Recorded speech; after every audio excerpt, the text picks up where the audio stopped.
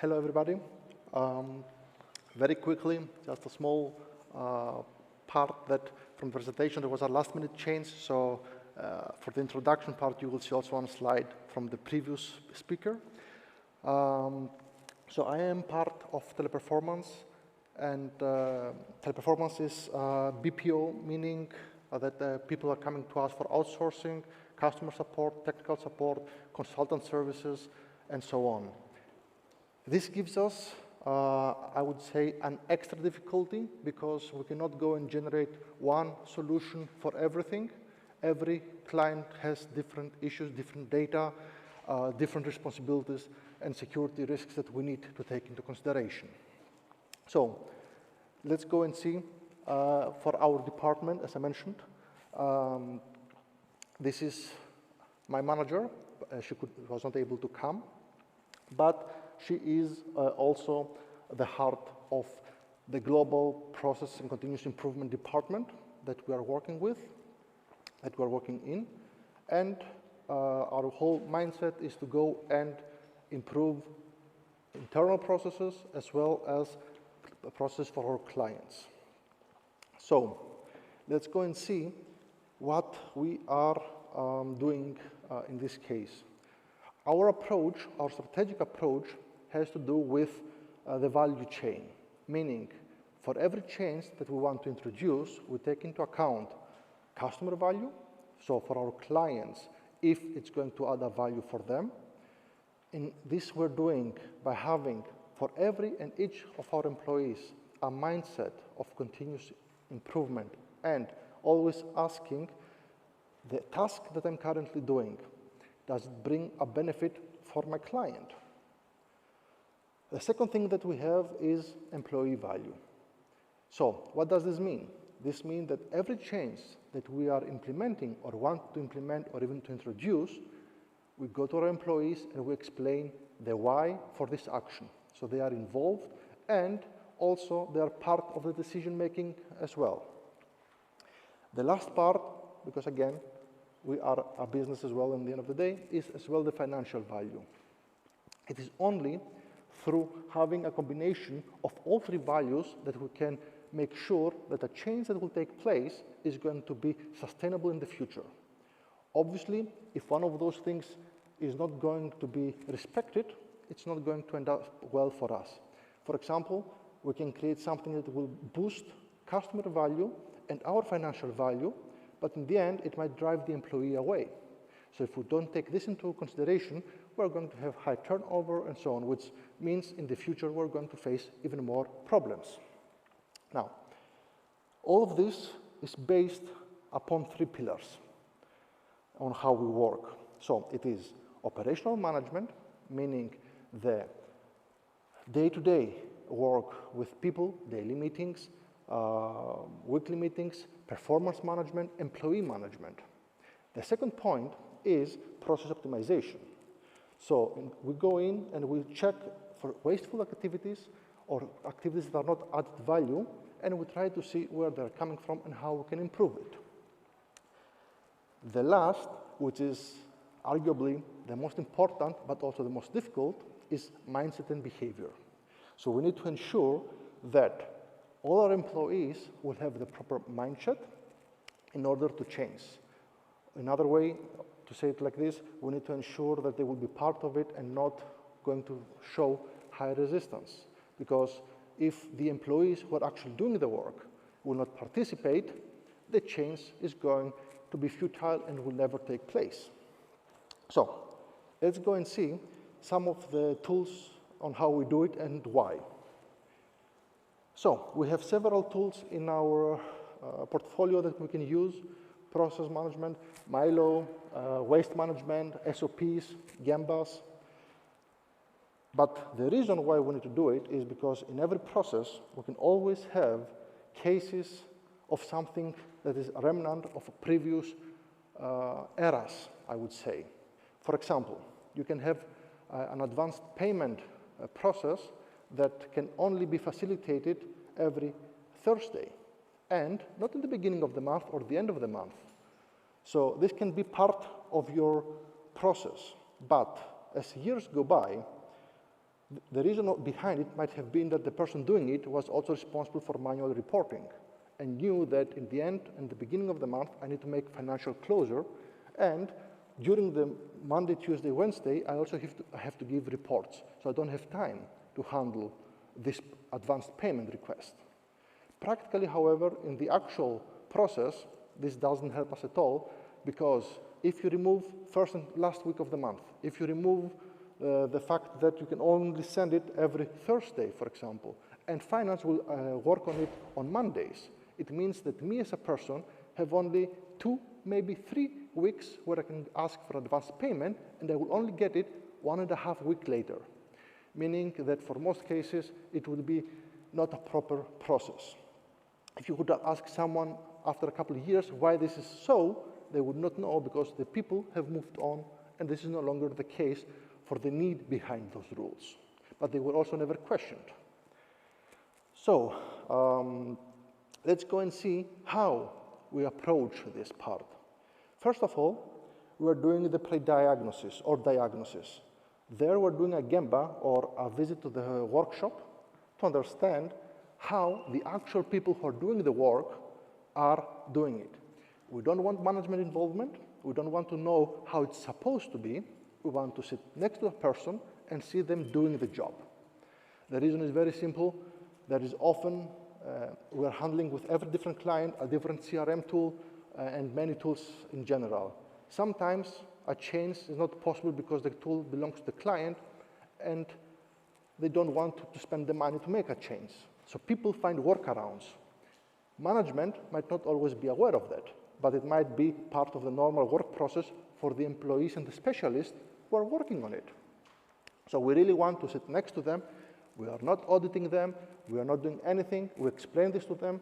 We just want to understand what they are doing and how they're working, and that's it. Based on that, we go to the second step, being the process visualization. So we design the process the way we saw it being worked. This will allow us very often to understand why, or if there is a hidden, let's say, process behind it, what we are not really aware of. Based on this, we do analysis in order to understand waste identification, and this is done with tools such as Six Sigma, continuous improvement, roadmap, and so on. And we write down all the steps where it could be improved, either through tool change, process change, in general, every change that we could do to improve the process based on the 3 values we saw before. For each and every change we are proposing, we're also building a business case and a feasibility study. After that, we go and combine all those dots in order to visualize the future ideal process, as well as the in-between steps. The last thing that we do is we make sure that we sustain and grow this process or the new process by implementing standards, by implementing certifications, and so on.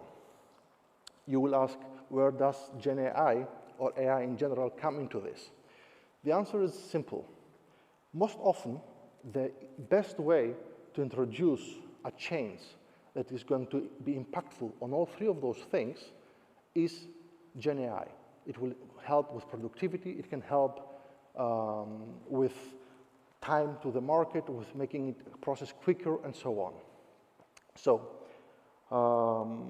let's go and see some actual examples of what we have done for our operations and our clients. So for the part of customer support, sales, and technical support, we have introduced real-time recommendation to the agents, meaning the Gen AI can listen to the call, understand if we are following certain things, and provide also suggestions. For example, many clients want for us to mention a survey in the end before closing. Or they want us to go and ask the customer if they would like to provide us an email for newsletter. So Gen AI can listen to the call, and if you do something, it can give you a tick or show you the pending tasks that you still need to do. The second part that we have is for asynchronous communication, mainly email. It can summarize the intent of the customer and provide bullet points to our specialist. This makes the life a lot easier because you might have a customer who will send you, I will give an example, they will say that, oh, you know what, I want to send money to my son who is living there because he's sick and he needs it urgently, and now he's visiting his friend there and so on. Out of all this email, you only need specific parts, like for example, the name, the destination, and so on. All of the rest is part of the high touch, but is for the specialist is non-added value information. He cannot do something with it.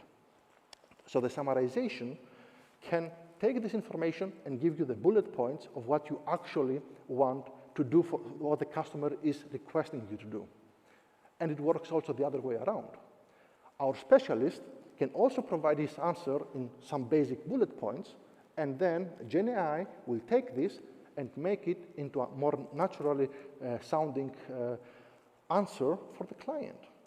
So this means that, especially for people that are in the technical support that might not be, let's say, blessed with very good soft skills, they can just go and say, tell the customer to do a reset, tell the customer to do this, and then GenAI will take it and follow our templates and make an answer for the customer. It includes both quicker action for our employee, better results and quicker results for our customers, and of course, it helps us as a business. Third point has to do with us utilizing better knowledge bases. Up to now, we had traditional chatbots or even knowledge bases, with the main issue being that someone needed to already be aware of the keyword that he needs to search or the process that he's looking for. This was, of course, a major point or issue because if I don't know what I'm looking for, the knowledge base is useless to me. We have introduced to some of our clients GenAI knowledge base where we feed GenAI with all the material that we have, and then our specialist can go and make a question, and GenAI not only provides them the answer, but also the part of documentation where it was taken from. So the specialist can be easier to know and safe that, okay, this is indeed correct, and this is what I should tell the customer without having to search. As you understand, this has helped a lot with a learning curve and, of course, performance during the learning curve, because it's usually the new hires who are not really aware of keywords and the special words, or even for everyone, for not topical drivers. So cases that will come maybe once per week, once per month, and so on. Let's see, for the fourth bullet in operations, which is also quite important, and it was about coaching and coaching effectiveness. One of the major issues we are seeing is that people are not really aware what coaching is. Many times, coaching was just to go to someone and tell him, oh, your average handling time is not where it should be. Work on it. This is not coaching, this is feedback, and it doesn't solve the issue. So by introducing a GenAI, we could have these coaching sessions and analyze them to understand both if coaching actually took place the way we wanted, and afterwards to analyze if it had the desired effect. All of those things can, of course, make the training period smaller, can make the agent more secure with less stress on his work, and in some cases, it can also help you change what kind of profile you're looking for in your specialist. So instead of having too deep technical knowledge, you might be able to go for a little bit lower in this respect, as long as they can navigate properly through the tools for the beginning of their career, because after that, they will have the experience themselves. Let's go to the supportive functions. For HR, we have it during part of the pre-screening to ensure standardization between our different people working in it. We have it also as part of automated summary of what has been discussed during the call for the people, for our HR, so they have a summary of those points. Even if the call takes a couple of minutes, they will have a very brief summary of what has been discussed. And of course, moving notes for our recruitment as well. So the third point that we have for HR is for documentation upload. We are utilizing GenAI along with automations for it to read and understand if the document uploaded is what we asked for. For example, if it is indeed a national ID. There are certain parts that it can look for to see if it is correct or not. If it is not sure, of course, a person will come and play and will have to check and also have highlighted why or why not this is correct in this case.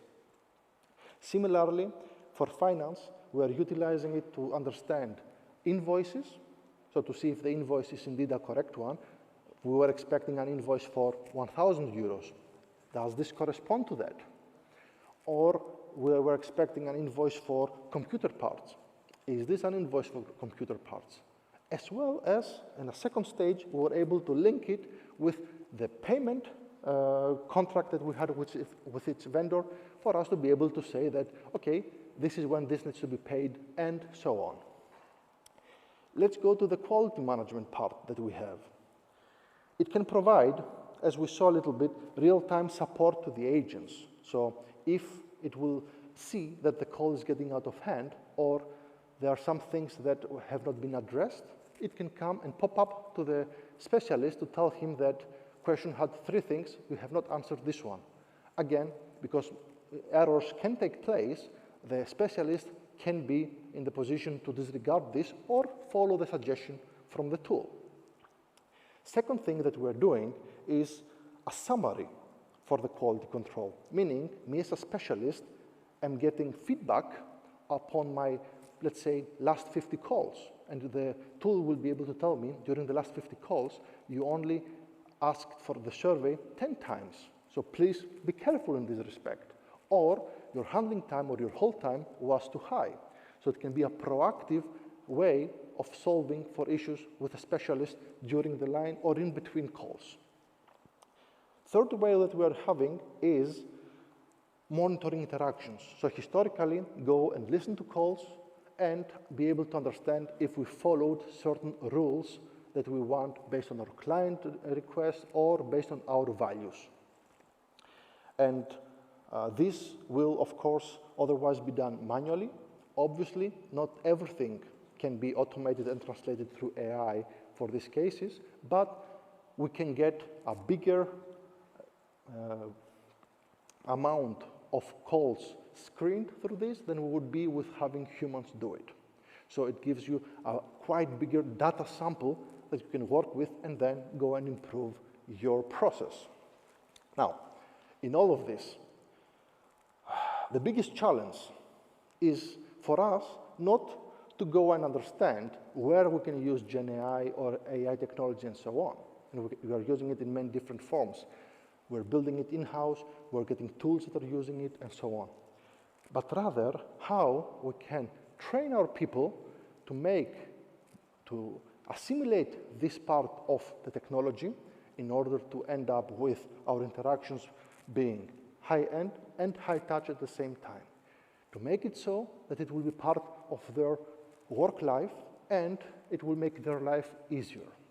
Because we believe that this is the only way that we can have Teleperformance grow and our values to be shared with our clients. Thank you very much.